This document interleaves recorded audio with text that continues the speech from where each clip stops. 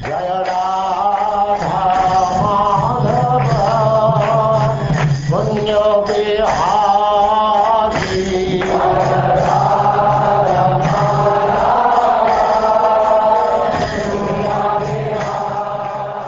And now chapter 15, the glories of the descendants of King Priyavrata.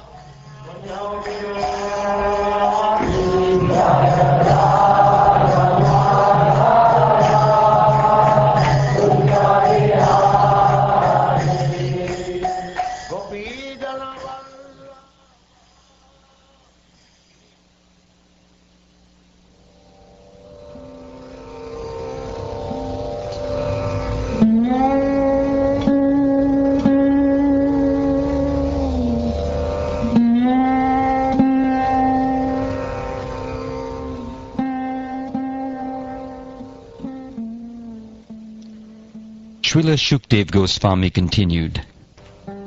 The son of Maharaj Bharat, known as Sumati, followed the path of Rishabdev, but some unscrupulous people imagined him to be Lord Buddha himself. These people, who were actually atheistic and of bad character, took up the Vedic principles in an imaginary, infamous way to support their activities. Thus these sinful people accepted Sumati as Lord Buddha Deva and propagated the theory that everyone should follow the principles of Sumati. In this way they were carried away by mental concoction. From Sumati, a son named Devatajit was born by the womb of his wife named Vridhasena. Thereafter, in the womb of Asuri, the wife of Devatajit, a son named Devadyumna was begotten. Devadyumna begot in the womb of his wife Dhenumati a son named Parameshti. Parameshti begot a son named Pratiha in the womb of his wife Suvarchala. King Pratiha personally propagated the principles of self-realization. In this way, not only was he purified, but he became a great devotee of the Supreme Person, Lord Vishnu, and directly realized him. In the womb of his wife Suvarchala, Pratiha begot 3 sons, named Pratiharta, Prastota, and Udgata. These 3 sons were very expert in performing Vedic rituals. Pratiharta begot 2 sons, named Aja and Bhuma, in the womb of his wife named Stuti. In the womb of his wife Rishikulya, King Bhuma begot a son named Udgita. From Udgita's wife Devakulya, a son named Prastava was born, and Prastava begot a son named Vibhu through his wife Niyutsa. In the womb of his wife Rati, Vibhu begot a son named Pritushena. Pritushena begot a son named Nakta in the womb of his wife named Akuti. Nakta's wife was Druti, and from her womb the great king Gaya was born. Gaya was very famous and pious. He was the best of saintly kings. Lord Vishnu and his expansions, who are meant to protect the universe, are always situated in the transcendental mode of goodness, known as Vishuddha Sattva. Being the direct expansion of Lord Vishnu, King Gaya was also situated in the Vishuddha Sattva. Because of this, Maharaj Gaya was fully equipped with transcendental knowledge. Therefore, he was called Mahapurusha. King Gaya gave full protection and security to the citizens, so that their personal property would not be disturbed by undesirable elements. He also saw that there was sufficient food to feed all the citizens. This is called Poshana. He would sometimes distribute gifts to the citizens to satisfy them. This is called Prinana.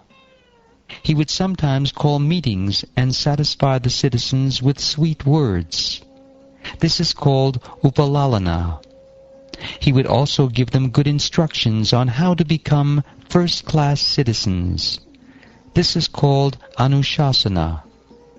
Such were the characteristics of King Gaya's royal order.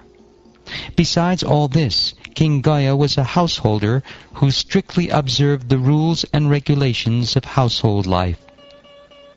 He performed sacrifices and was an unalloyed pure devotee of the Supreme Personality of Godhead.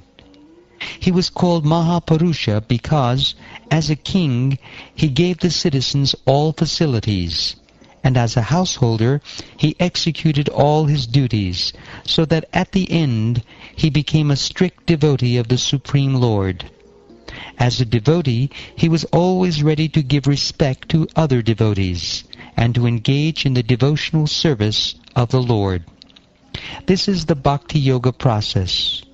Due to all these transcendental activities, King Gaya was always free from the bodily conception. He was full in Brahman realization, and consequently he was always jubilant. He did not experience material lamentation. Although he was perfect in all respects, he was not proud, nor was he anxious to rule the kingdom. My dear King Parikshit, those who are learned scholars in the histories of the Puranas eulogize and glorify King Gaya with the following verses. The great King Gaya used to perform all kinds of Vedic rituals. He was highly intelligent and expert in studying all the Vedic literatures. He maintained the religious principles and possessed all kinds of opulence. He was a leader among gentlemen and a servant of the devotees. He was a totally qualified plenary expansion of the Supreme Personality of Godhead. Therefore, who could equal him in the performance of gigantic ritualistic ceremonies? All the chaste and honest daughters of Maharaj Daksha, such as Shraddha, Maitri, and Daya, whose blessings were always effective, bathed Maharaj Gaya with sanctified water. Indeed, they were very satisfied with Maharaj Gaya. The planet Earth personified came as a cow, and as though she saw her calf, she delivered milk profusely when she saw all the good qualities of Maharaj Gaya.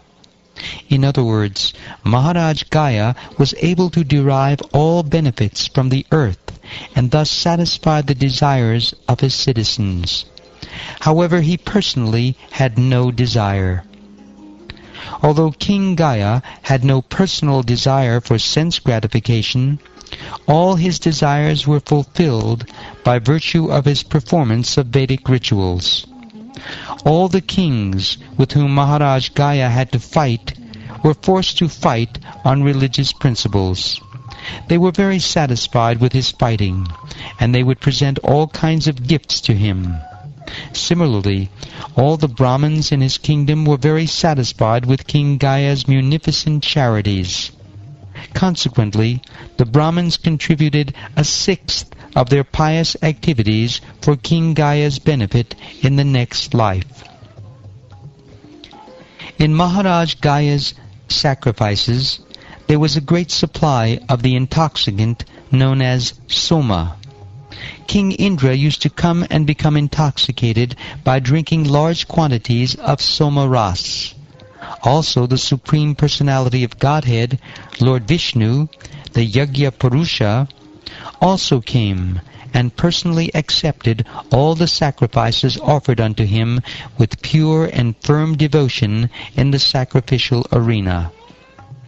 When the Supreme Lord is pleased by a person's actions, automatically all the demigods, human beings, animals, birds, bees, creepers, trees, grass, and all other living entities, beginning with Lord Brahma, are pleased.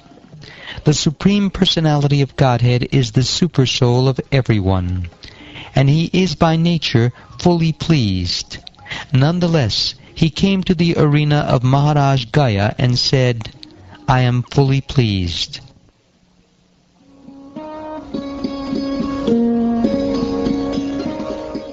In the womb of Gayanti, Maharaj Gaya begot 3 sons named Chitrarata, Sugati, and Avarodhana. In the womb of his wife Urna, Chitrarata begot a son named Samrat. The wife of Samrat was Utkala, and in her womb Samrat begot a son named Marichi. In the womb of his wife Bindumati, Marichi begot a son named Bindu. In the womb of his wife Saraga, Bindu begot a son named Madhu. In the womb of his wife named Sumana, Madhu begot a son named Viravrata. In the womb of his wife Bhoja, Viravrata begot 2 sons named Mantu and Pramantu. In the womb of his wife Satya, Mantu begot a son named Bhovana. And in the womb of his wife Dushana, Bhovana begot a son named Tvashta.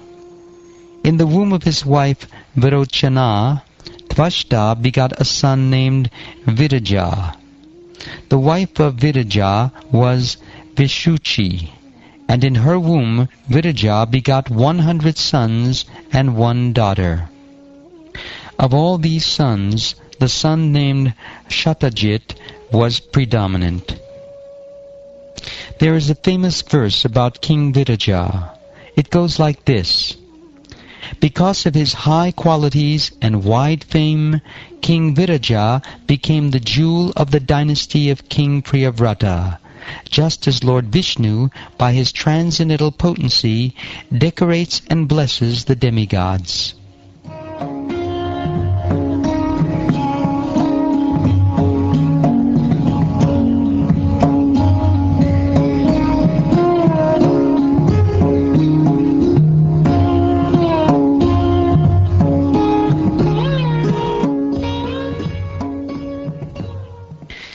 Thus ends the 15th chapter of the 5th canto of the Srimad Bhagavatam, entitled The Glories of the Descendants of King Priyavrata.